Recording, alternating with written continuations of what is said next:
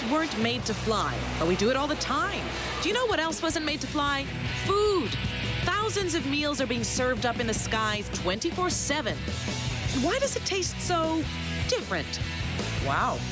We investigate the science behind airplane food. What makes your taste buds go rogue? Can you really get drunk faster on a plane? And money aside, what makes a first-class meal so special? Pack your bags and join me. Let's investigate food up in the air.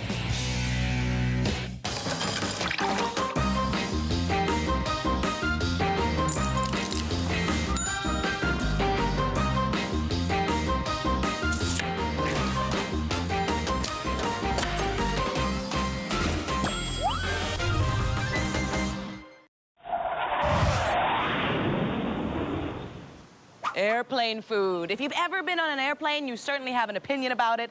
It's not my favorite in the world, but hey, whatever gets me through a long-haul flight, right? But I want to take it out into the streets and find out about it from the passengers. Normally, I don't like airplane food. It lacks taste. I think it's bad, like really bad. I think it's quite good. My impression of them is good, yeah. It sucks. Especially the rice, it's hard. It's not so fresh anymore. Well, as I said, it's not excellent, but it's okay. So it looks like airplane food isn't very popular. But why is that? Is it too bland, too meh, not enough options? What's the science behind all this? Flying at high altitude has got three conflicting challenges. One is the dry atmosphere, the low oxygen tension, and also the uncomfortable surrounding of people cramping you. All of these affect your taste of smell and nasal perception. Well, I'm not waiting around. I'm packing up my bags and heading off to the airport. I want to see for myself how airplane food is made. What are the secrets? What are the facts? Ooh, and I'm just packing a couple of snacks, you know, just in case I get hungry, because, well, it might be a long flight.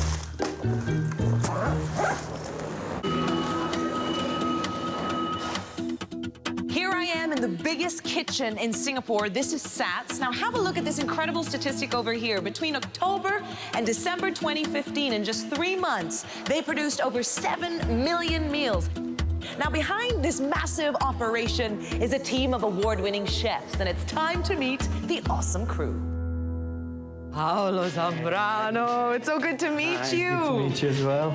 Now, this is a very, very interesting job, and you must have a lot of challenges that you face. Basically, it's to ensure that all the flights and all the meals that get produced, the same consistency, the same quality. In terms of numbers, how many meals are you preparing on a daily basis? Close to 43,000 meals a day. At any time, there is about 1,000 people working behind the scenes, preparing that meal that you're gonna taste on board. I'm gonna show you.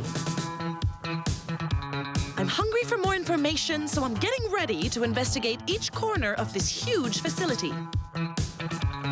So before we enter the largest kitchen in Singapore, apparently it is customary to shower with strangers. Are you intrigued? I am intrigued. Why must we do this? Before going into the kitchen, everybody has to go through the air shower. So basically, we will go in, we'll take a shower together. But it's air, so there's no water involved. That's right, there is no water, it's just air. You can just stand on the side, and that's it.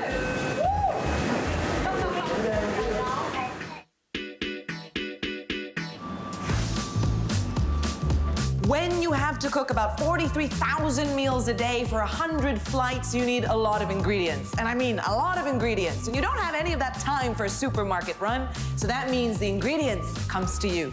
Let's see. Where do you get your vegetables and where do you get your fish? Where does it all come from? Okay, we have beef. Mainly the beef comes from the USA. Lamb is from Australia.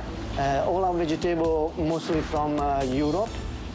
So a little bit from everywhere. Do you have to do some kind of quality check before? SATS is a really important team for us, which is the quality QA teams. They check even the sweetness of the fruits to ensure that the right ripeness is delivered to their kitchens and eventually to our passengers.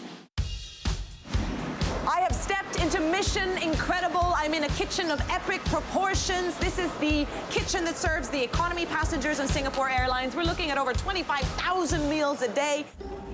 We've got meat, we've got veggies, we've got fish, we've got eggs, you name it, it's here.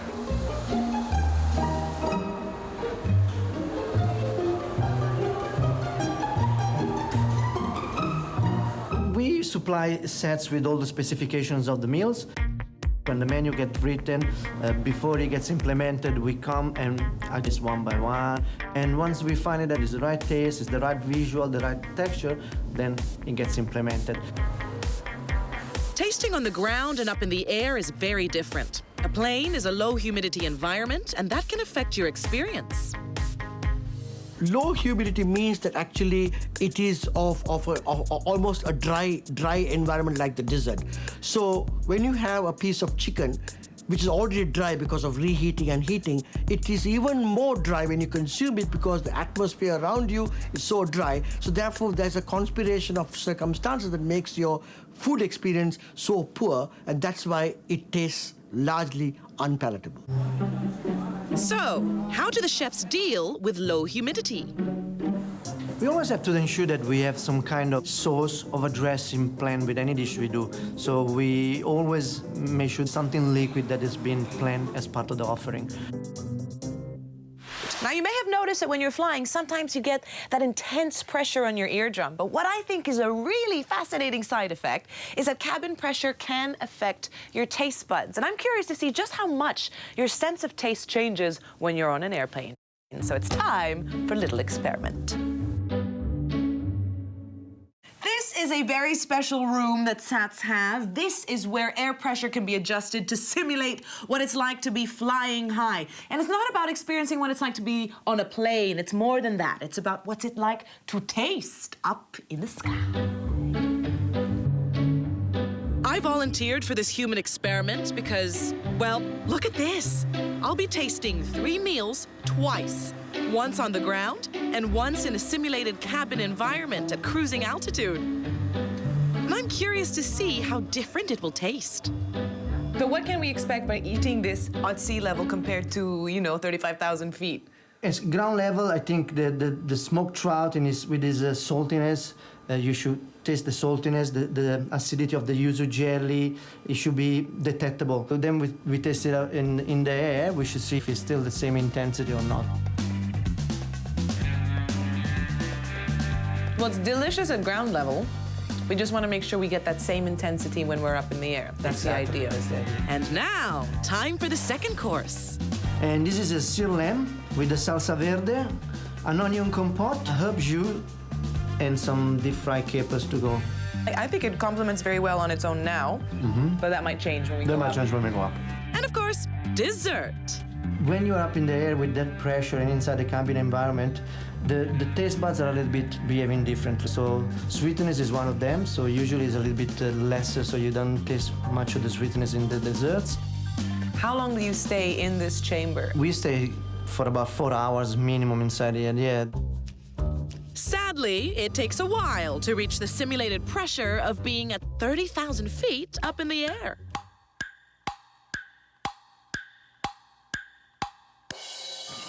So I'm feeling that pop, 35,000 feet and counting. Yep.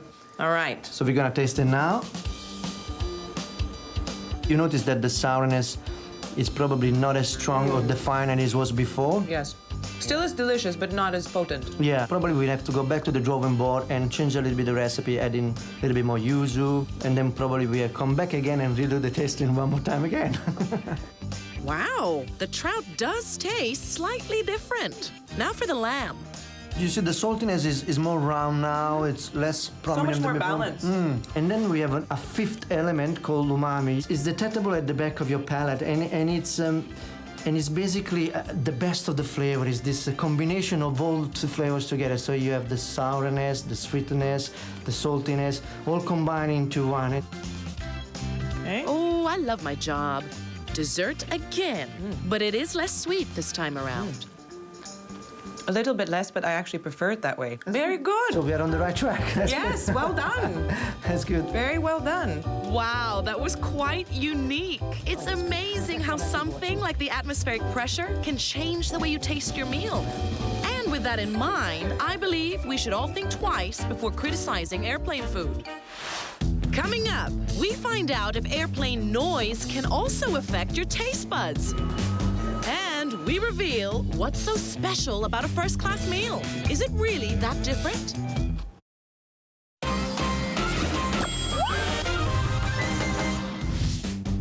is it that food doesn't taste the same on an airplane as it does when you're on solid ground? When you're up in the air with that pressure and inside the cabin environment, the taste buds are a little bit behaving different.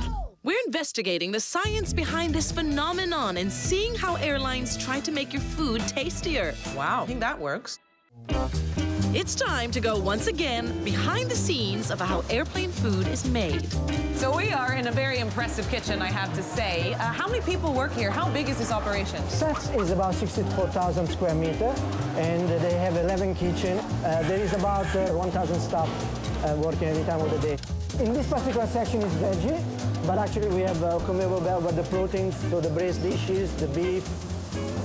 My mind is just, it's overload. There's so much going on. Why don't I bring you around and have a look at the rest? Please. So why don't we start our tour with the first meal of the morning? I'm smelling my favorite part of the day, breakfast. This looks huge. What is going on? Okay, this is the omelette machine. But I'm surprised that you still have humans operating this system. Why not just go with a full-blown machine?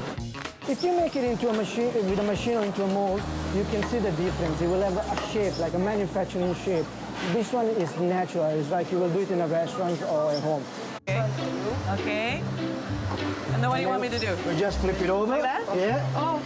And one more time. Where? Okay. Oh, no. That's I all missed right. it already. Come back. It's gone?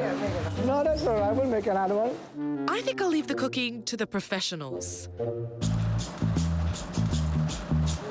The aromas of beautiful meat, my absolute favorite. Right now we are at the conveyor belt griller, and we grill about 600 kilo a day of meat. But we have turkey, we have ducks, we have beef, we have pork, we have lamb. Chef, you certainly have the flavors of the world in this kitchen. Over here we can cater to all kinds of cuisine. So we have the Western kitchens, we have a Japanese kitchen, Chinese kitchen, Indian kitchen, we have a Muslim kitchen, and Thai kitchen as well. Everything! All kinds of cuisines, yes. To your heart's desire.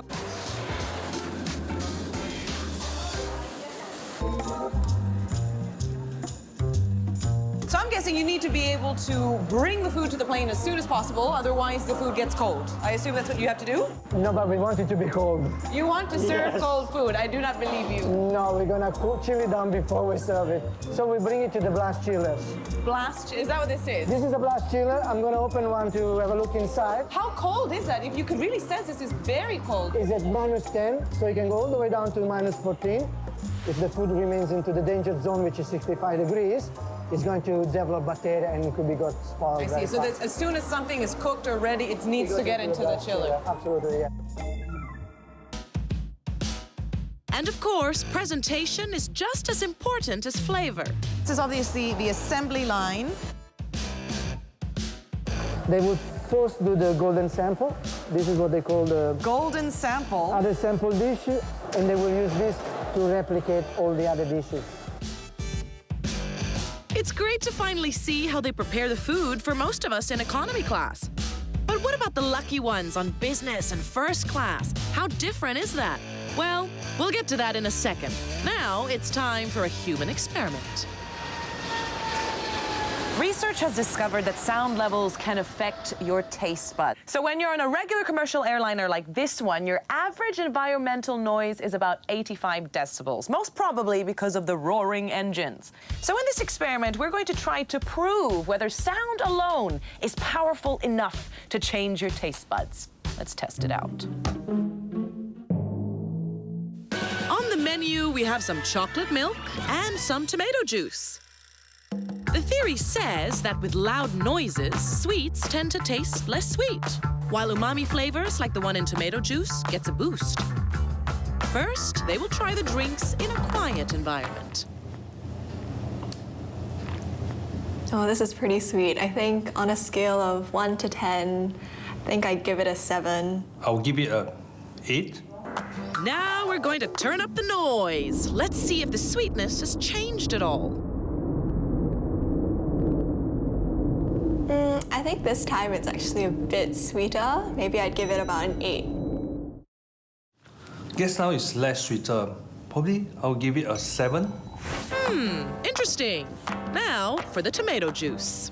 A little bit bitter and a little bit salty. It's a bit too salty for me. I don't really like the briny, salty flavor. Noise, please. I think the taste is less salty, actually. Like, I don't really get the same briny taste as before. This time, the tomato juice does not taste any difference. It's still the same. Turns out that noise alone didn't do much to affect the taste, but we do know that there are many more variables when you're up in the sky. Coming up next, we reveal all the secrets of a prime first-class meal. Looks like we are in a fancy restaurant kitchen. Can you actually get drunk faster on a plane? Finally, we'll compile the ultimate foodie checklist for a breezy flight experience.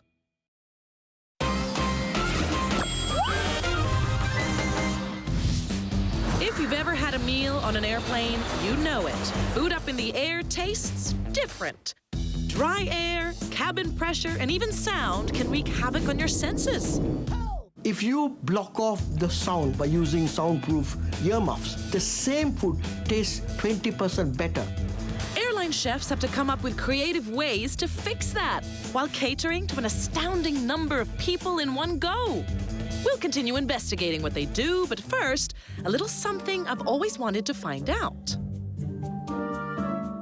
One thing I always hear when flying is that you should go easy on the alcohol. Legend has it that 1 drink up in the air is equal to 3 drinks on the ground, and that the difference in air pressure could get you drunk faster. But is this true? There is this urban myth that you get drunk fast on an airplane, but it turns out that it's not entirely true. Because you're feeling so dry and thirsty, you drink more than you normally would, and that is the reason why you get drunk. As far as we know, there's no evidence that alcohol gets absorbed faster on an airplane than on the ground. For those of us traveling in economy class, first class seems like such a dream. More legroom, super comfy seats, all that privacy. And yes, sometimes we tend to get a case of food envy. So, what are those lucky passengers having for dinner, and how different is it from mine? I would expect the food at first class to be prepared probably individually. Presentation does matter. It changes your appetite. They'll serve you with actual plates, not in aluminium foil. First class is more like really a fine dining sort of experience, yes. With that said, I'm going to find out once and for all how different a first-class meal is from economy. Like we are in a fancy restaurant kitchen. This is a very different operation. This is SATS Premium Kitchen, and this is where we prepare all our first-class meals and some of the business class as well. Here is exactly like a restaurant. Everything is cooked as per a restaurant meal. As you can see, the chef is cooking just for a stake at a time. So it's just practicing that attention to detail, ensuring that the cooking temperature is correct, the markings are correct. And in terms of meat, if you're going to serve beef, you're going to serve premium beef to your first class. So is this a filet mignon, but not so mignon? It's not so small. It's quite big. That's right. And presentation plays a big part in a first-class meal. Just look at this breakfast set. It all has to be the same. You have your salt, your jam, your butter, your fruit, your cutlery, your glasses. And also the way it goes in the cart must be in the same position, because the crew is expecting it to be in that way, so that when it comes out of the cart, it can be served directly to the passenger. Okay, so this is someone's breakfast in Australia tomorrow morning. Absolutely. These first-class meals still need to be flawless when served, so plating and temperature control on board the plane are crucial. I think the science to heating is that temperature has a function. It not only cooks the food, but it also makes the food safe for consumption. So you don't want your meat to be dry. Perhaps the flavor, I think, will probably have changed. Or the vegetables, it should be nice and green like what we saw here. So I think when it comes to presenting food, working with this art of your understanding, the appreciation, you give a product to a passenger that's multi-sensorial in experience. Oh my goodness, thank you so much. This mock plane is going nowhere, but that doesn't mean I can't enjoy a first-class meal experience. And I didn't even have to bring my passport. I don't really know how to explain how happy I am. I've had the most amazing time. And I can see why traveling is such an exciting experience for many people. Because of this, look at this. You never know what you're gonna get. Everything is attention to detail. You feel like a queen. Humans, we are such fragile things. We're not built to fly, so it's a little wonder that some of us get a little bit uncomfortable when we do. So here's my checklist for what you can do and how you can prepare before you travel. Dehydration. The humidity in a cabin is really low, so you have desert-like conditions. Water is your friend. Make sure you're staying hydrated. Your body will definitely reward you for doing that. Keep a bottle handy at all times. And go easy on the caffeinated drinks and alcohol. They'll dehydrate you faster. In case you get the munchies, dried fruit is a refreshing and healthy snack, and you can mix it up with a few nuts and have yourself a trail mix. And of course, if you want something fresh, fruits are always a very good option. Apples, for example, are really hearty things. You can slice them up, put them in a Ziploc bag, and you're good to go. And if protein's what you're looking for, well, jerky might just be your best bet. Yes, it's a little pricier, but it's oh so delicious. Chocolate cravings are very serious, especially when you're stuck 30,000 feet up in the air. But thankfully, you can avoid these situations by keeping a bite handy. And remember, the most important lesson when it comes to airplane food, don't miss your flight. So now we know that it's not you who's being picky when it comes to airplane food. It's that our senses are dulled in that highly unusual environment that is an airplane cabin. But don't worry, people are working really hard to give you a better food experience. So when you pack your bags next time, remember, you're gonna be in a chair 30,000 feet up in the air, and having a meal on the plane is something to be celebrated. You know why? Because science is awesome.